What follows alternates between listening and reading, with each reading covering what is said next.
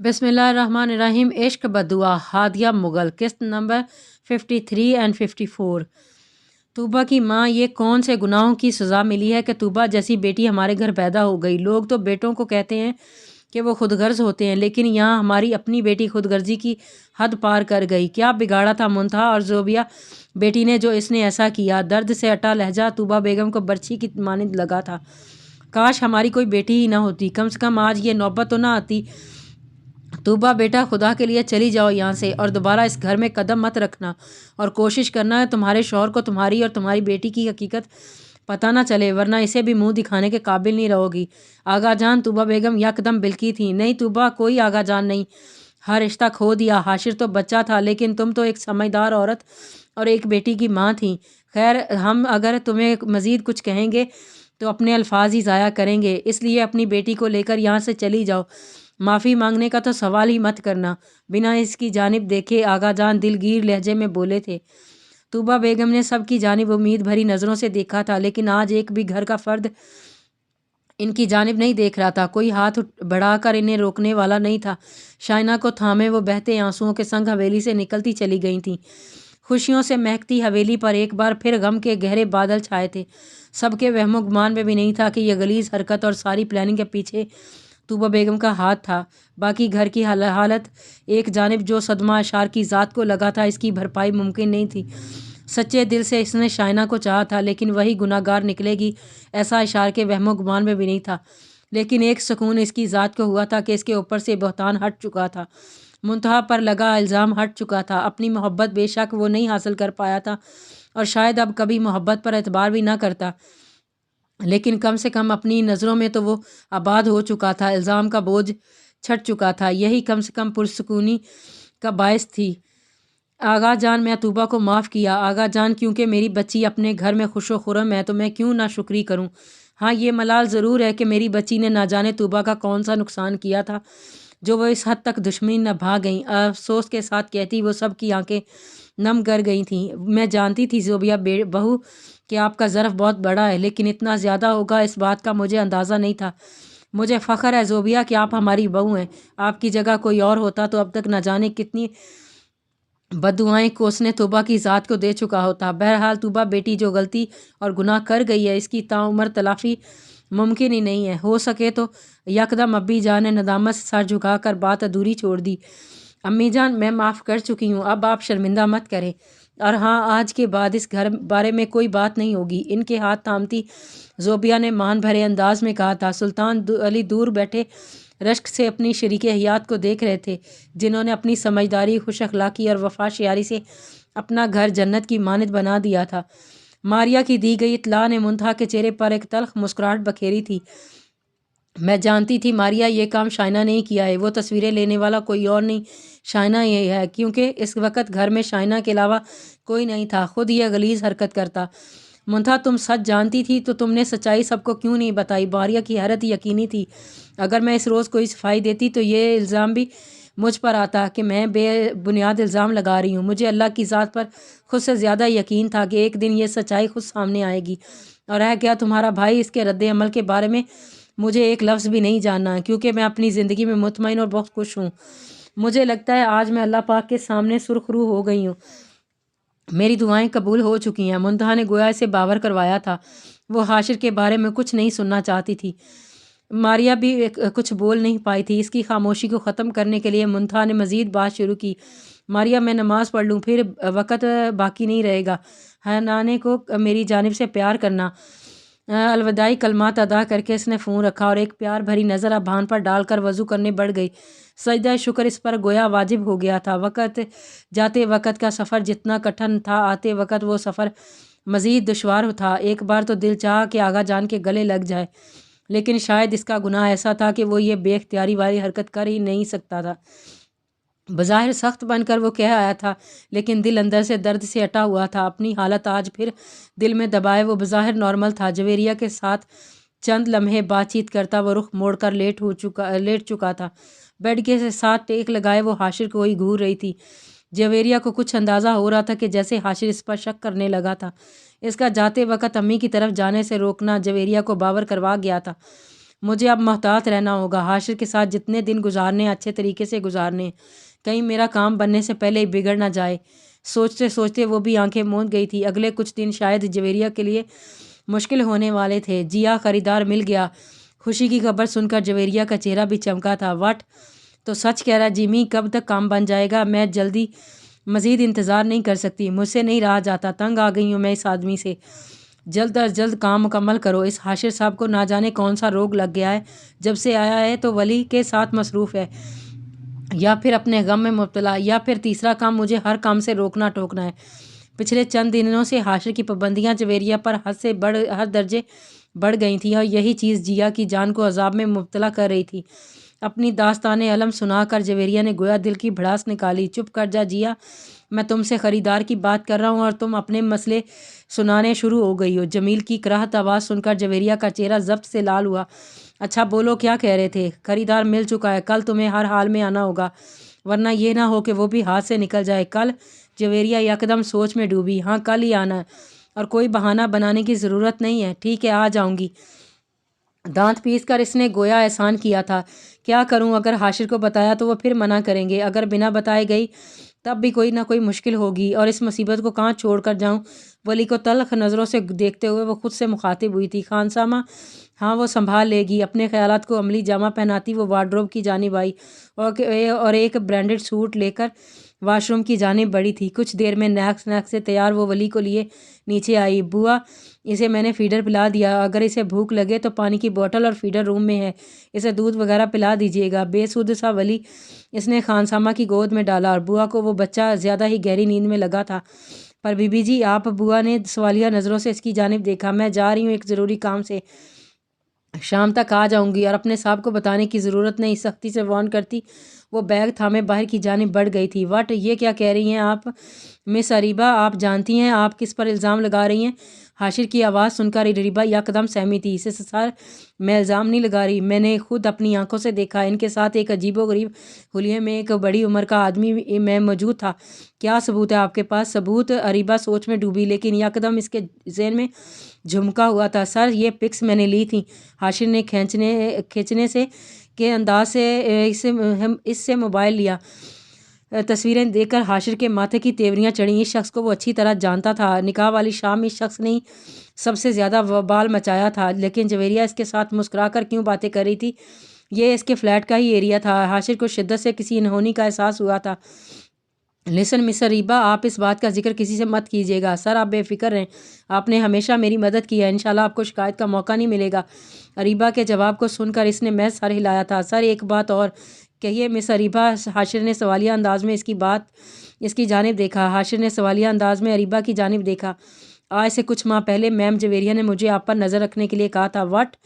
حاشر کے ماتھے پر بل نمایاں ہوئے۔ یہ بات آپ مجھے اب بتا رہی ہیں؟ سر، میں نے انہیں اسی ٹائم منع کر دیا تھا، اور انہیں میں نے آپ کے بارے میں کوئی انفو نہیں دی۔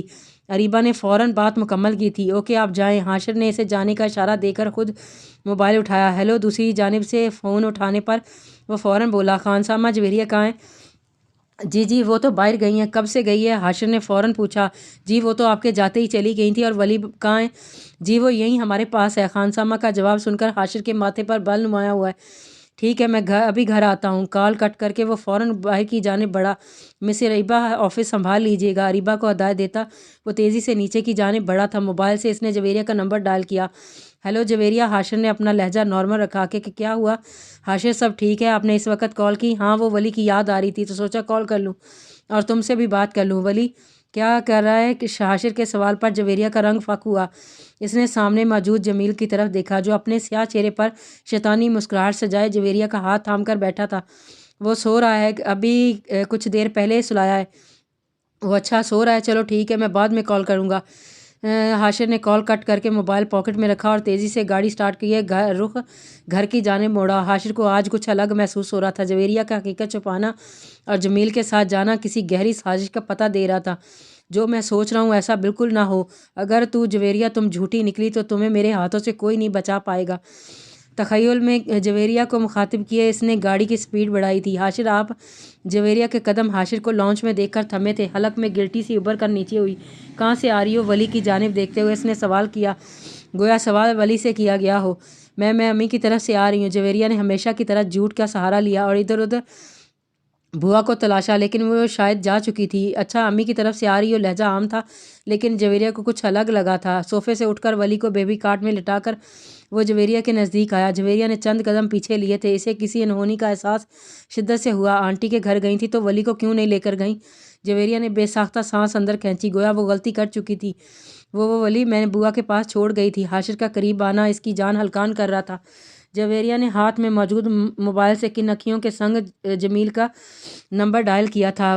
ولی کو بوا کے پاس چھوڑ گئی تھی، سرگوشی میں بولتا وہ جویریہ کے مزید قریب آیا۔ تیزی سے حاشر کا ہاتھ اٹھا اور جویریہ کے منہ پر چھاپ چھوڑ گیا۔ جویریہ یکدم سائڈ پر جھکی تھی۔ تھپڑ کی شدت نے جویریہ کے 14 طبق روشن کیے تھے۔ اسے سمجھ نہیں آ پائی تھی کہ یہ اس کے ساتھ ہوا کیا ہے۔ منہ پر ہاتھ رکھ کر اس نے قہر بھری نظریں حاشر کی جانب ڈالی۔ تمہاری اتنی ہمت، تم نے مجھ پر ہاتھ اٹھایا؟ اونچی آواز میں چلاتی وہ حاشر کے کان کے پردوں کو چیر گئی تھی۔ بکواس مت کرو ورنہ ایک اور منہ پر لگا کر ساری اکڑ نکال دوں گا۔ میرے پیچھے کیا گل کھلاتی رہی ہو؟ حاشر نے اس کی گردن سے بال جھکڑے۔ دوسری جانب کال پر موجود جمیل کو شور سن کر کسی گہری انہونی کا احساس ہوا۔ جیا کیا ہوا؟ کیوں بول رہی ہو؟ گن کو اپنی جیب میں چیک کیا۔ وہ بائک کا رخ حاشر کے گھر کی جانب موڑ گیا تھا۔ جیا نے موبائل پر گرفت مضبوط رکھی تھی، پرس اس کے ہاتھ سے دور جا گرا تھا۔ چھوڑو ذلیل انسان، میرے بال چھوڑو۔ جویریہ یکدم چلائی تھی۔ ولی کو کون سی میڈیسن دی ہے؟ ایک اور دھماکہ اس نے جویریہ پر کیا کہ کون سی میڈیسن؟ آپ کو کیا کہہ رہے ہیں؟ نہ جانے جمیل نے اس کی آواز سنی تھی یا نہیں، جویریہ کو بس یہی ڈر ستا رہا تھا۔ کارروائی ان کی کافی حد تک مکمل ہو چکی تھی، رقم بھی بینک اکاؤنٹ میں ٹرانسفر ہو چکی تھی۔ کل ہی وہ یہاں سے نکلنے والی تھی، لیکن حاشر کے ہاتھوں وہ آج ہی پکڑی گئی تھی اور یہی اس کی کمبختی تھی۔ تمہیں میں بتاتا ہوں تم نے کون سی میڈیسن دی ہے۔ اتنی کٹھور ظالم تم کیسے بن گئی؟ شرم سے ڈوب مرنا چاہیے۔ اپنے ہی بچے کو نیند کی دوائی پلاتی رہی ہو۔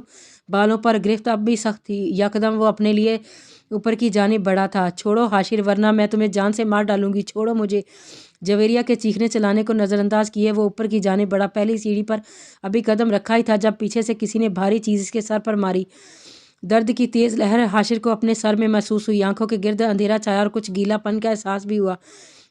یکدم گرفت کمزور ہوئی۔ گھومتے سر کے ساتھ وہ پیچھے کی طرف مڑا جہاں کراہت شخص والا جیمی ہاتھ میں لوہے کی راڈ تھامے کھڑا شیطانی مسکراہٹ کے ساتھ اسے ہی دیکھ رہا تھا۔ جویریہ سے دھکا دیتی دور ہوئی تھی اور اپنے سر کو سہلایا۔ تم منہ سے محض یہی نکلا تھا۔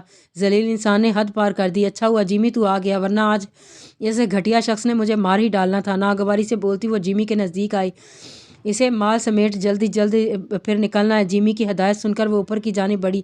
لاکر سے اپنی جویلری اور کچھ رقم لے کر وہ واپس نیچے آئی جہاں حاشر زمین پر گرا کرا رہا تھا۔ مضبوط اعصاب ہونے کی وجہ سے وہ دوبارہ جیمی کے نزدیک آیا تھا، لیکن اس نے دوبارہ وار کر کے حاشر کو نیچے گرایا۔ شاید آج حاشر کی قسمت اس کا ساتھ نہیں دے رہی تھی، یا پھر یہ مکافات عمل تھا جو لوٹ کر اس تک آیا تھا۔ گھٹیا انسان، تم کیا سمجھتے تھے تم جیا کو مارو گے اور جیا مار سہ لے گی؟ ناممکن۔ حاشر علی ہمدانی، میں جیا ہوں جو مرتی نہیں مارتی ہوں۔ کون ہو تم؟ بھاری آواز کے سنگ حاشر بولا تھا۔ حاشر علی ہمدانی، جانتے ہو میں کون ہوں؟ جیا لوگوں کو اپنی معصومیت کا دیوانہ بناتی ہے، پھر ان لوگوں کو لوٹ کر چلی جاتی ہے۔ اور ہاں، میں نے ولی کو نیند کی دوائی دی تھی۔ بولو کیا کرو گے؟ ہاں بولو نا، اب بولو کیوں نہیں رہے؟ چہرے پر شیطانی مسکراہٹ سجائے وہ زمین پر بیٹھی تھی۔ ولی جانتے ہو کس کا بیٹا ہے؟ پراسراریت کے سنگ وہ دھیمے سے بولی تھی۔ حاشر کا رواں جیسے کان بنا تھا۔ نہ جانے کون سی حقیقت آج جیا اس کے گوشے گزار کرنے لگی تھی۔ صدیقی امپائرز کے اونر ہمدان صدیقی کا بیٹا ہے۔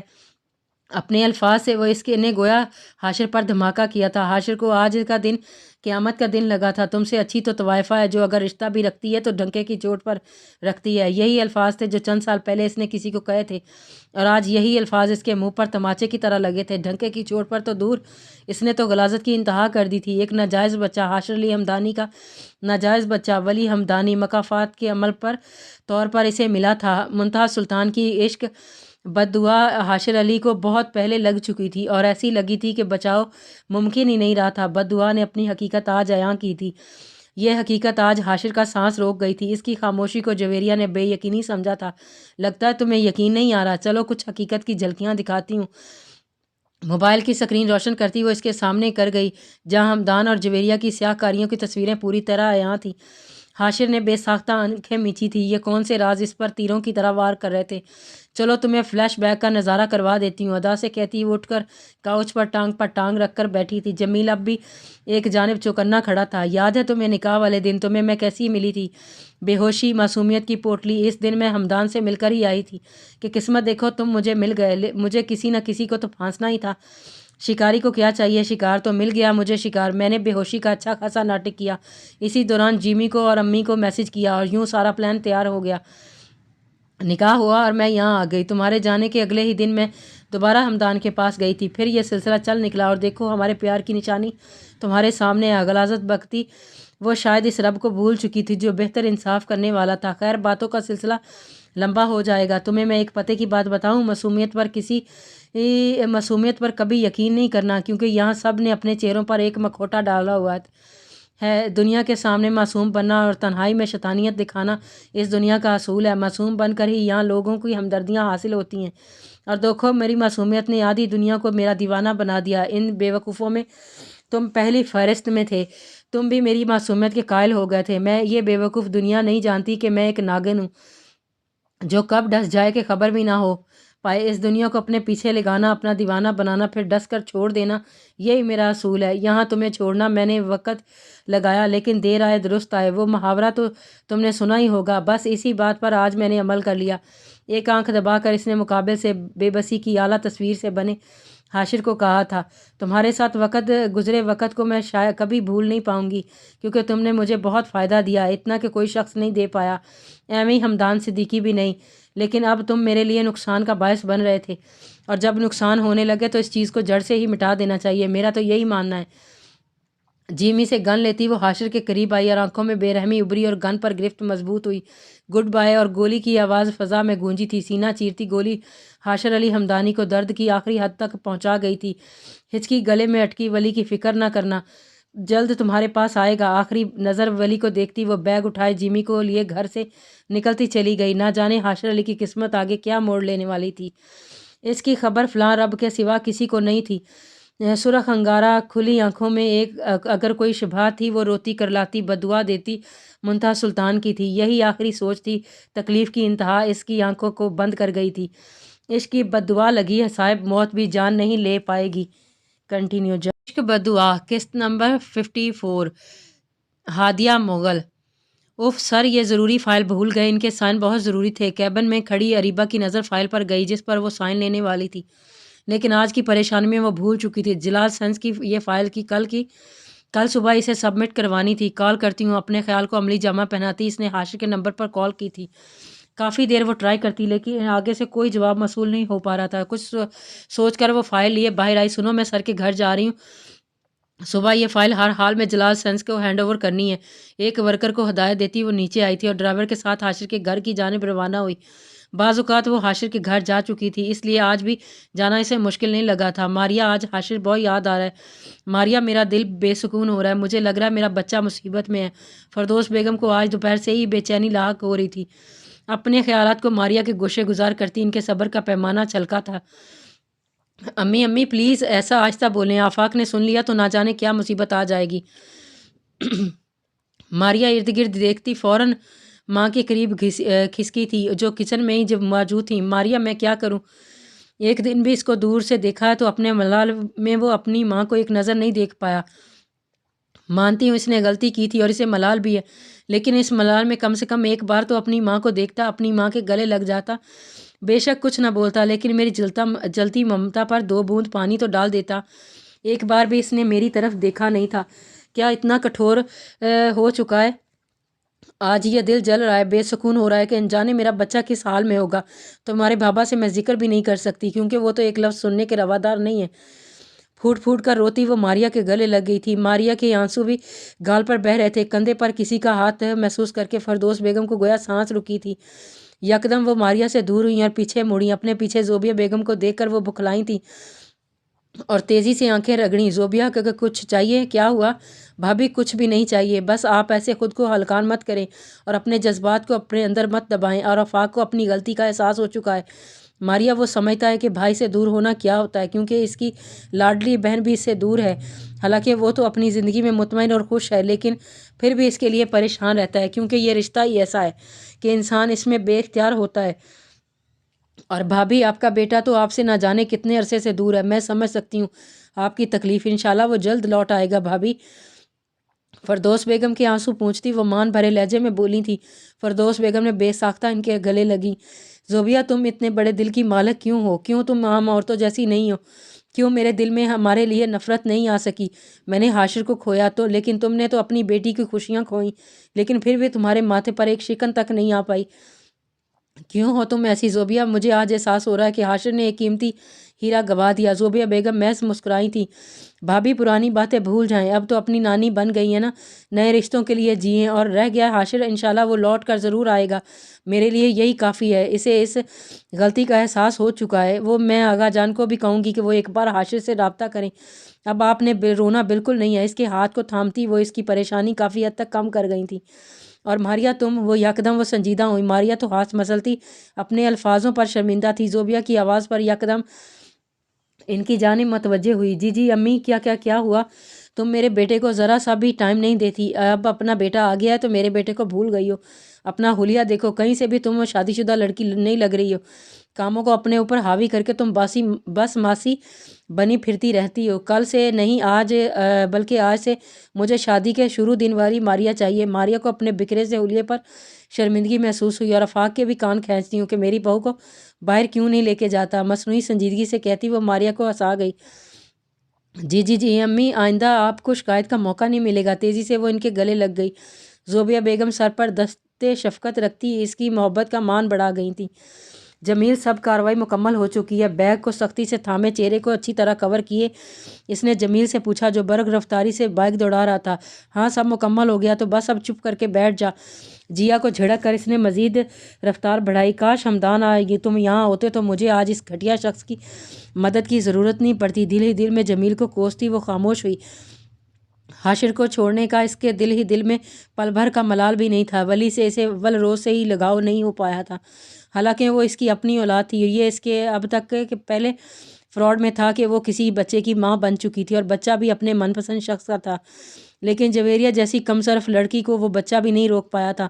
بس ایک بار میرا کام مکمل ہو جائے، پھر دیکھنا کیسے ٹانگ مار کر تمہیں باہر پھینکتی ہوں۔ دل ہی دل میں ارادے باندھتی وہ ارد گرد دیکھنے لگی۔ تم رکو، میں بس اپنا سر سے سائن کروا کر آتی ہوں۔ گاڑی سے اتر کر وہ ڈرائیور کو ہدایت دیتی اندر کی جانب بڑھی۔ گیٹ پر گارڈ کو نہ دیکھ کر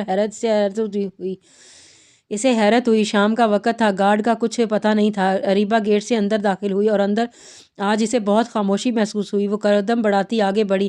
لاؤنج میں قدم رکھتے ہی اریبہ کے سر پر گویا آسمان آ کر گرا تھا، ٹانگوں سے گویا جان نکلی تھی۔ لاؤنج میں کاؤچ پر روتا ہوا چھوٹا سا بچہ اور زمین پر بے ہوش اور خون سے لت پت حاشر کو دیکھ کر اریبہ کی چیخ بے ساختہ نکلی۔ سر وہ چیختی چلاتی وہ حاشر کے قریب آئی جو بے جان سے زمین پر ایک جانب گرا ہوا تھا۔ سر کیا ہوا؟ سر آنکھیں کھولیں۔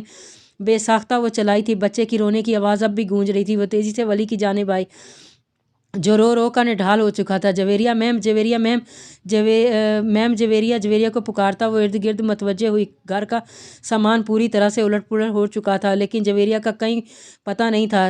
ناک کے قریب ہاتھ رکھ کر اس نے حاشر کی سانسیں چیک کرنا چاہی جو بہت ہی مدھم چل رہی تھی۔ سر میں اب بھی آتی ہوں۔ تیزی سے وہ ولی کی جانب آئی، اسے اٹھا کر وہ دوبارہ باہر کی جانب بھاگی۔ بھیا اندر آؤ، جلدی اندر آؤ۔ پسینے سے شرابور اریبہ نے ڈرائیور کو چوکایا تھا کہ کیا ہوا میڈم، سب ٹھیک ہے؟ کچھ ٹھیک نہیں ہے، جلدی اندر آؤ۔ سر پر قاتلانہ حملہ ہوا ہے، بہت خون نکل گیا ہے، جلدی چلو۔ ڈرائیور حیران پریشان سا اندر آیا۔ سامنے کا منظر دیکھ کر اس کا بھی رنگ اڑ گیا۔ میڈم، یہ پولیس کیس ہے، ہمیں سر کو ہاسپٹل لے جانا پڑے گا اور پولیس کو بھی اطلاع کرنی ہوگی، ورنہ سارا الزام ہمارے سر آئے گا۔ بھائی، اس وقت سر کی جان بچانا زیادہ اہم ہے۔ سر اٹھیں، ہمت کریں۔ لیکن حاشر کی حالت برداشت کرتے کرتے بے جان ہو چکی تھی۔ ولی کو دوبارہ کاؤچ پر لٹا کر وہ ڈرائیور کی مدد سے حاشر کو اٹھا کر باہر کی جانب لائی۔ ہمت مجمد کرتی وہ اور ڈرائیور اسے باہر تک لے آئے تھے۔ وہ پورچ میں کھڑی گاڑی میں حاشر کو لٹا کر دوبارہ ولی کو لیے باہر آئی۔ انگریشے میں لگی چابی کو دیکھ کر اس نے بے ساختہ شکر کیا تھا۔ گاڑی کو بھگاتا ड्राइवर पीछे मुड़कर बार बार देख रहा था। यही हालत अरीबा की थी। वली को चुप करवाती वो हाशिर के लिए हद दर्जे फ़िक्रमंद थी। आंख से बहते आंसू इस बात के गवाह थे कि यह सूरत हाल अरीबा जैसी मजबूत लड़की को भी दहला गई थी। अरीबा अरीबा। हाशिर का दिमाग इस वक्त शायद कुछ होश में था। मैं मेरा बेटा अरीबा। मिस अरीबा चंद लफ्ज़ बोल कर ही इसका सांस फूला था। सर आप फिक्र मत करें, वली बिल्कुल ठीक है। ये देखें। मैं मोबाइल आगा जान का नंबर फ़ोन को फिंगर से अनलॉक करता कांपते हाथों से अरीबा की जानिब बढ़ता। वो पूरी तरह होश गंवा चुका था। सर प्लीज़ होश करें, आंखें खोलें। मोबाइल को नीचे से उठाती वो हाशिर को पुकार रही थी, लेकिन हाशिर अली अहम पैगाम देता होश गंवा चुका था। तेज़ी से फ़ोन लॉग में से आगा जान का नंबर डायल करती वो हलकान हो चुकी थी। दूसरी जानिब से कॉल नहीं उठाई जा रही थी। दोबारा ट्राई करती वो फ़ोन रखने वाली थी जब इस ज़िंदगी की नवीस सुनाई दी थी। भाई तेज़ चलाएं, वक्त बहुत कम है, प्लीज़ जल्दी चलाएं। वली का मसलसल रोना और हाशिर की हालत अरीबा की जान हलकान कर चुका था। हेलो सर, मैं अरीबा हमदानी कंपनी सेक्रेटरी बोल रही हूँ। सर पर किसी ने कातलाना हमला किया है और मैं इन्हें हॉस्पिटल लेकर जा रही हूँ। आप प्लीज़ जल्दी आएँ। बिना इनकी बात सुने वो फ़ोन काट गई थी। वली भी रो कर अपनी ढाल हो चुका था। चेहरे पर हर दर्जे सुर्ख हो चुका था। दूसरी जानिब हाशिर पर कातलाना हमले का सुनकर आगा जान के हाथ से मोबाइल ज़मीन बोस हुआ था। आफाक अशार कहाँ? अशार फूलती सांस के संग वो ऊंची आवाज़ में चलाए थे। अब्बी जान भी इनकी हालत देखकर सहमी थी। क्या हुआ? बताएं, किसका फ़ोन था? बोलें, क्या हुआ? हाशिर मुँह से यही अल्फाज निकले। क्या हुआ? हाशिर को कहाँ है? हाशिर अब्बी जान को भी बेसाख्ता तशवीश हुई। किसी ने इस पर कातलाना हमला करवाया, हमें अभी जाना होगा। तेज़ी से कहते वो लाठी टेकते बाहर आए थे। अब्बी जान का हाथ बेसाख्ता दिल पर गया। हाशिर जल्दी आओ, गाड़ी निकालो। लॉन्च में धाड़ नुमा आवाज़ में पुकार कर उन्होंने आशार को कहा था। आगा जान क्या हुआ? सब ठीक है। आशार बाहर गया है। आफाक को देखकर आगा जान की आंखें हद दर्जे लाल हुई। सब्र का पैमाना लबरेज हुआ। आफाक, हाशिर पर किसी ने कातलाना हमला करवाया है, हमें ले जाओ, हमारा बच्चा तकलीफ़ में है। चलो आफाक। वट आगा जान, ये क्या कह रहे हैं? हाशिर पर हमला किसी ने आपके साथ मजाक तो नहीं किया? नहीं आफाक, ये वक्त सवाल जवाब का नहीं है। खुदारा ले जाओ हमें। लाउंज में दाखिल होती फ़िरदौस बेगम ये खबर सुनकर बेसाख्ता ज़मीं बोस हुई थी। इनकी चीखो पुकार सुनकर सब इनकी जानिब मतवज्जे हुए। आंटी। आफाक तेज़ी से फ़िरदौस बेगम की जानिब आया जो बेहोश हो चुकी थी। सोफे पर लिटाकर इसने पानी के छींटे इनके मुंह पर फेंके। कुछ ही देर में तमाम अफराद लाउंज में जमा हो चुके थे। आफाक अशार को फ़ोन करो, फ़ौरन घर पहुँचे, हमारा जाना बहुत ज़रूरी है। सुरख आंखें और भारी आवाज़ में कहते वो बाहर की जानिब आए। हाशिर अली की तकलीफ़ का सुनकर आगा जान की जान गोया किसी ने मुट्ठी में ले ली थी। हॉस्पिटल में हाशिर को लाकर ज़रूरी कार्रवाई मुकम्मल करती वो कैंटीन की जानिब आई। हाशिर की जान बचाने के साथ साथ वली को बचाना भी नहायत ज़रूरी था। इसने दोबारा फ़ोन करके आगा जान को तमाम इतला से आगाह किया था। वली का ज़रूरी सामान लेती वो दोबारा ऑपरेशन थिएटर की जानिब आई जहाँ पुलिस और मीडिया के लोग मौजूद थे। पुलिस अपनी कार्रवाई मुकम्मल कर चुकी थी। मीडिया के लोग तेज़ी से इसकी जानिब बढ़े थे। मैम, आप कुछ बताइए, कैसे हुआ इन पर हमला? और मिस्टर हमदानी की फ़ैमिली कहाँ है? देखें, अभी मेरे पास किसी सवाल का जवाब नहीं है। इनकी फ़ैमिली बस पहुँचने वाली है, इनसे बात कीजिएगा। मीडिया से बचती वो रूम की जानिब बढ़ गई जहाँ वली एडमिट था। आगा जान, मेरा बच्चा, डॉक्टर क्यों नहीं बता रहे वो कैसा है? क्या हुआ है आगा जान? कुछ तो बोले। फ़िरदौस बेगम की रो कर बुरी हो रही थी। बाकी अफराद भी इस खबर से बेहाल हो चुके थे। शाम से रात हो चुकी थी। मीडिया को ज़बरदस्ती बाहर भेजकर वो इस वक्त पूरी फैमिली बेहाल सी बैठी थी। मारिया वली के पास मौजूद थी। हाशिर का ऑपरेशन अब भी जारी था। कोई उम्मीद भरी खबर इन्हें सुनने को नहीं मिल पाई थी। ज़िंदगी और मौत से लड़ता हाशिर आज सब की जान गोया अपने साथ ले जा चुका था। इसकी गलतियों को जैसे सब भूल बैठे थे। याद था तो बस हाशिर अली इनका खून है। Miss Areeba, listen. चेयर पर बैठी अरीबा को अजनबी आवाज़ ने चौंकाया। आप घर जा सकती हैं, इनकी फैमिली आ चुकी है, अब आपके रुकने का जवाज़ नहीं है। मुकाबिल शख्स की बात सुनकर अरीबा के माथे पर तेवरियाँ चढ़ीं। मैं भी जानती हूँ मेरा यहाँ रुकने का कोई जवाज़ नहीं है, लेकिन मैं एज़ा बहन बनकर यहाँ रुकी हूँ। उन्होंने हमेशा मुझे बहनों जैसा मान दिया। इस मुश्किल घड़ी में इनको अकेला छोड़कर जाना खुदगर्जी की इंतहा है। अरीबा के दो टोक जवाब ने अशार को यकदम खामोश किया था। मैं आपके घर वालों की वजह से कहा है, इन्हें फ़िक्र हो रही होगी। जी, इन्हें मैं बता चुकी हूँ, आप फ़िक्र मत करें। नहुसत से जवाब दी थी। वो ऑपरेशन थिएटर की जानिब बढ़ी थी जहाँ डॉक्टर ऑपरेशन थिएटर से बाहर आ रहे थे। आगा जान तेज़ी से डॉक्टर की जानिब आए। डॉक्टर, मेरा पोता कैसा है? आगा जान की फ़िक्र में डूबी आवाज़ पर डॉक्टर ने पुरस्कार चेहरे के संग आगा जान की जानिब देखा। देखें, गोली तो हम निकाल चुके हैं, सर पर बहुत ज़्यादा सख्ती से वार किया गया है, जिसकी वजह से ब्लीडिंग काफ़ी हो चुकी है। اگلے 24 گھنٹے بہت اہم ہے، اگر تو وہ صفائی کر گئے تو بیسٹ ہے، اور وائز ہم کچھ نہیں کر سکتے، ادروائز ہم کچھ نہیں کر سکتے۔ ڈاکٹر روح فروز خبر سنا کر تمام افراد پر قیامت سے سگرا نازل کر کے جا چکا تھا۔ ایل ای ڈی پر چلتی خبر نے گویا منتہا کے پیروں سے زمین کھسکائی اور آبان کا فیڈر لینے نیچے آئی تھی، جب سامنے ایل ای ڈی پر چلتی خبر نے منتہا سلطان کے ہوش اڑائے تھے۔ اسکرین پر دکھایا جانے والا چہرہ بلا شبہ حاشر علی حمدانی کا ہی تھا۔ حاشر پر قاتلانہ حملہ کیسے ممکن ہے؟ ہاتھ سے فیڈر نیچے گرایا اور اس سے پہلے وہ گرتی غزان نے بے ساختہ اسے تھاما۔ بیوی کیا ہوا؟ جسٹ نیوز ہے یہ۔ رشید ٹی وی بند کرو جلد از جلد۔ منتہا کا سفید پڑتا چہرہ دیکھ کر غزان نے نوکر کو ہدایت دی۔ غزان وہ حاشر پر قاتلانہ حملہ، آپ جانتی ہیں اسے؟ یہ میرا بزنس پارٹنر ہے، میں وہیں جا رہا ہوں، آپ پلیز اپنا خیال رکھیے گا۔ منتہا کو صوفے پر بٹھاتا وہ پیار سے اسے ہدایت دیتا اٹھا کہ فوراً منتہا نے اسے تھاما اور اٹھ کر اس کے سینے سے لگی۔ نہیں غزان، آپ نہیں جائیں، نہیں میں نہیں جانے دوں گی، آپ میرے پاس رہیں۔ بیوی کیا ہوا؟ آپ ایسے کیوں ری ایکٹ کر رہی ہیں؟ ایسی خبریں تو روزانہ گردش کرتی ہیں اور میں جلد آ جاؤں گا۔ منتہا کی پشت تھپتھپا کر اس نے خود سے الگ کیا تھا۔ نہ غزان، نہیں پلیز آپ مت کریں جائیں، آپ میری بات کیوں نہیں سن رہے؟ منتہا غصے سے چلائی تھی۔ غزان کو اس کی طبیعت کچھ ٹھیک نہیں لگی تھی۔ آپ ایسے کیوں کر رہی ہیں؟ کوئی وجہ ہے کیا؟ یہ میرا کزن ہے۔ منتہا تیزی سے بولی۔ واٹ؟ یہ آپ کیا کہہ رہی ہیں آپ؟ غزان کی آنکھیں حیرت سے پھیلی تھیں۔ جی یہ میرا کزن اشار کا بڑا بھائی ہے۔ پسند کی شادی کی وجہ سے آغا جان نے گھر سے نکال دیا تھا۔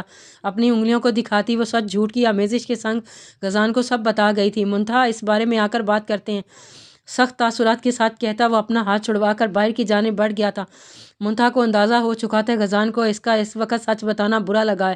غزان کی ناراضگی کو نظر انداز کرتی وہ اوپر آئی تھی۔ ماریا، حاشر پر حملہ کیسے ہوا؟ لہجے میں حاشر کے لیے کوئی جذبہ نہیں تھا۔ منتہا، وہ انہیں گولی لگی ہے۔ ماریا کی پرنم آواز نے یکدم منتہا کو خاموش کیا تھا۔ تمہیں کس نے بتایا منتہا؟ ماریا نے سوال کیا۔ غزان حاشر کے بزنس پارٹنر ہے، منتہا دھیمے سے کہہ کر خاموش ہوئی۔